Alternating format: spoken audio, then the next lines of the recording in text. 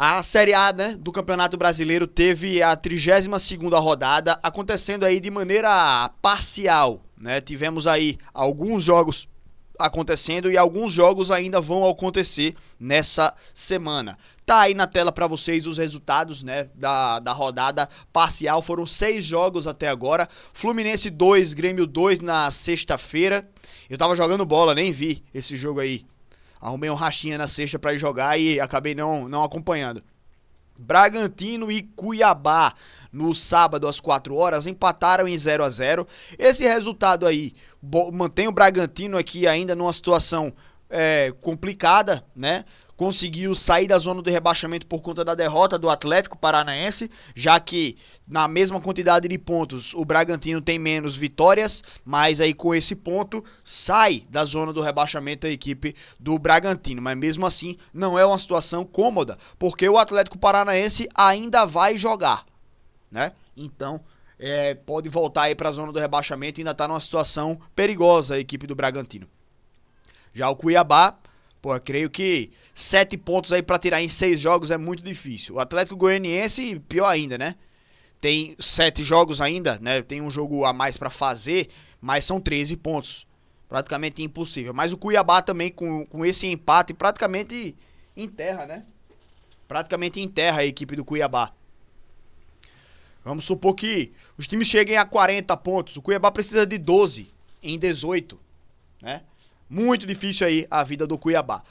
Já o Vitória deu uma respirada muito boa. O Vitória escapa bem aqui da zona do rebaixamento, estava com 35 pontos, já estava fora da zona, mas agora com essa vitória sobre o Atlético Paranaense, o time do Vitória, ele salta algumas posições, coloca algumas outras equipes, né, entre o Vitória e a zona do rebaixamento, e de quebra aumenta também essa distância, vai para 4 pontos de distância a equipe do Vitória.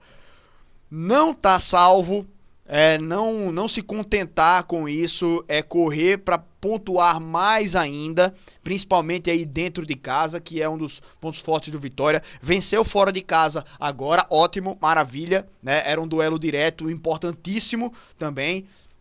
Se tivesse perdido, o Vitória estaria com 35 pontos, aqui na 16ª colocação, né? Na beira da zona do rebaixamento, porque teria 35 pontos e o Atlético, se tivesse ganho, teria vindo para 37. Então, olha quantas posições o Vitória teria despencado se não tivesse ganho esse jogo, né? Se tivesse perdido esse jogo. Mas esse resultado foi importantíssimo aí para a equipe do Vitória e eu postei um vídeo no canal Nordeste em Campo falando sobre esse jogo, dando a minha opinião sobre esse jogo, tá? Grande resultado aí do Vitória e agora seguir bem aí, né, pontuar, arrancar alguns pontinhos aí para terminar o ano se mantendo na Série A. Já o Atlético Paranaense tem um jogo a menos, é verdade, então ainda pode tentar escapar da zona do rebaixamento, mas que se mantém aí, quer dizer, entra, né, na zona do rebaixamento, por conta do empate do Bragantino, como a gente já tinha falado. O Fortaleza fora de casa não deu outra e meteu o cacete no Juventude, né? O Juventude que tava dando indícios, tanto o Juventude quanto o Criciúma, que não iriam adentrar nessa briga contra o rebaixamento. Mas o Juventude já tá na zona do rebaixamento há um certo tempo e faz muitos jogos que não ganha a equipe do Juventude. Vamos lá. Vamos colocar aqui as estatísticas aí de jogos da equipe do Juventude, né? Um time que caiu demais de rendimento. Caiu demais de rendimento, né? Ganhou do Internacional, mas isso não é campeonato brasileiro não, tá? É outro campeonato aqui. Enfim, a última vitória do Juventude foi contra o Fluminense. Já são 6 jogos sem vencer, né? E dá pra ver aí, ó. São 6 jogos sem vencer, aí uma vitória e 3 derrotas. Então, nos últimos 10 jogos, uma vitória apenas, 3 empates. 10 jogos, 6 pontos. Muito ruim, né? Não, na verdade, aqui teve Copa do Brasil, né? Então são 9 jogos aí no Campeonato Brasileiro. Mas antes disso também teve derrota para o Atlético Goianiense. Então foram 1, 2, 3, 4, 5, 6, 7, 8, 9, 10 jogos mesmo. Uma vitória apenas. né? Porque ganhou na Copa do Brasil e tal, beleza. Mas no Brasileirão, 10 jogos, uma vitória apenas, 6 pontos conquistados. Realmente o Juventude despenca demais aí na tabela de classificação. O Criciúma, que eu também achava que teria um campeonato regular e sem sustos, o Criciúma, apesar de não ter jogado nessa rodada, ainda vai jogar aí hoje, né, contra o Internacional, tá aqui a partida na tela, mas o Criciúma também vem numa fase que não é muito boa não, vem caindo pela tabela, né? Então assim, apesar de ter conquistado alguns resultados aí, tá com uma fase melhor do que a do Juventude, mas mesmo assim é um time que desceu aí na tabela. Se era um time que ficava sempre aqui no meio da tabela, né, agora já é um time que tá a 3 pontos da zona do rebaixamento, né, tá a uma rodada de entrar na zona, se perder essa rodada aí no caso, né? Então, tem que abrir o olho também a equipe do Criciúma.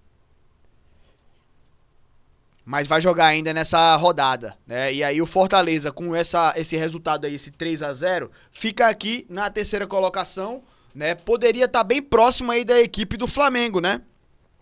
Poderia estar bem próximo do Flamengo, com 57 pontos.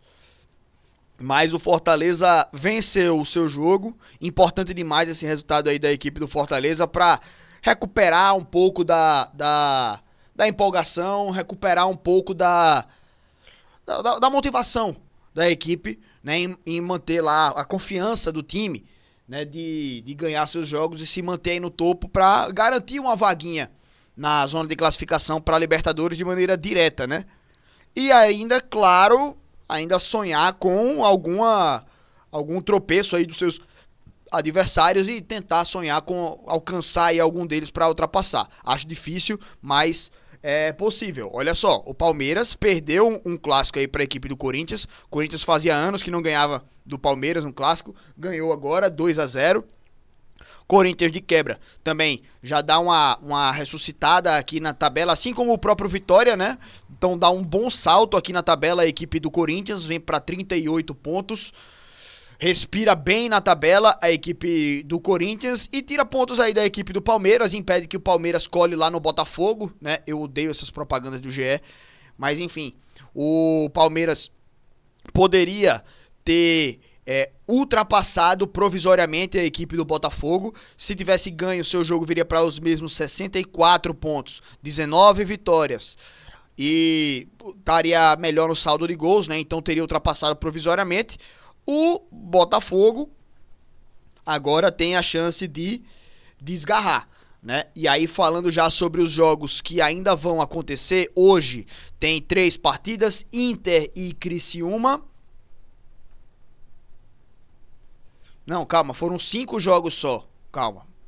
Então, Inter e Criciúma jogam hoje às 9h30 da noite. Meu palpite aqui é Internacional, né? O Internacional quer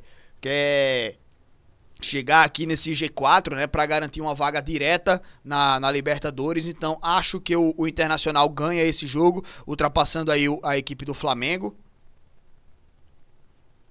Bahia e São Paulo, um duelo direto aqui na parte de cima, né, por uma vaga aqui na Libertadores. O Bahia, mesmo se ganhar, não ultrapassa a equipe do São Paulo, porque vem para 49 pontos.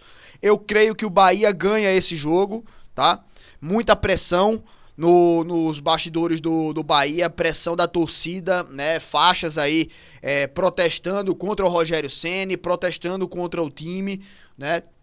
Então, eu acho que nesse jogo aí o Bahia, até porque joga dentro de casa, deve ganhar esse jogo aí da equipe do São Paulo. Se não conseguir ganhar, aí fica distante aí o sonho de uma vaga na Libertadores, se continuar um G6, certo? O Flamengo já ganhou o primeiro jogo aí da Copa do Brasil, então é possível ser campeão, né? O Atlético vai lutar com todas as forças, né, no próximo domingo para tirar esse título do Flamengo. Mas, por exemplo, a gente pode ver aqui o G4 virar G6 e o G6 virar G8, né? E aí o Bahia teria uma vaga na pré-Libertadores. Mas olha que o Vasco tá próximo, né? O Vasco tá pertinho. Pode tentar ultrapassar aqui a equipe do Bahia para tentar garantir uma vaguinha na Libertadores também. O Bahia precisa pontuar.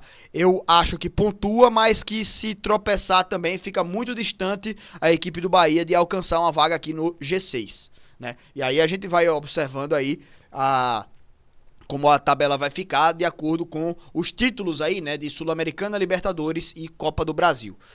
Botafogo e Vasco. O Vasco pode, ganhando esse jogo aí, inclusive, tirar aí pontos, obviamente, do seu rival direto na briga pelo título, mas também pode não ultrapassar o Bahia nessa corrida aqui por uma vaga na Libertadores, porque se o Bahia perder, ainda tem um saldo positivo e o Vasco tem um saldo negativo, né? Então é difícil que o Vasco ultrapasse a equipe do Bahia, a não ser que aconteçam goleadas aí, né, nos dois jogos, mas acho improvável. Então o Vasco ganhando pode se reativar nessa briga por uma vaguinha na Libertadores. E aí o Vasco teria que torcer para Flamengo e para Botafogo, né? Nas Copas, para poder aumentar uma vaguinha na Libertadores e o Vasco entrar aqui, arrumar uma vaguinha também, mas enfim. Eu acho que nesse jogo da Botafogo na Libertadores é só lá pra frente, né? Então o Botafogo tem ainda tempo, o Botafogo tem muitos jogos do Campeonato Brasileiro pra encaminhar o título, tentar garantir esse título e depois ir pra final da Libertadores, né? Então acho que aqui dá Botafogo. Cruzeiro e Flamengo. Pô, vai dar Cruzeiro nesse jogo. Acho que dá Cruzeiro porque o Flamengo tá envolvidaço na Copa do Brasil. Então acho que o Flamengo não vai jogar com tudo nessa partida. E aqui Atlético Goianiense e Atlético Mineiro. Pô, velho, o Atlético Mineiro tá inserido no mesmo contexto do Flamengo, né? Mas, pô, Cruzeiro, Atlético Goianiense no nível de disputa dessa temporada, né? O Atlético Goianiense já tá praticamente morto e enterrado no campeonato, então creio que nesse jogo aqui dá Atlético Mineiro. Então palpites também aí do encerramento, né? Dessa rodada 32, certo?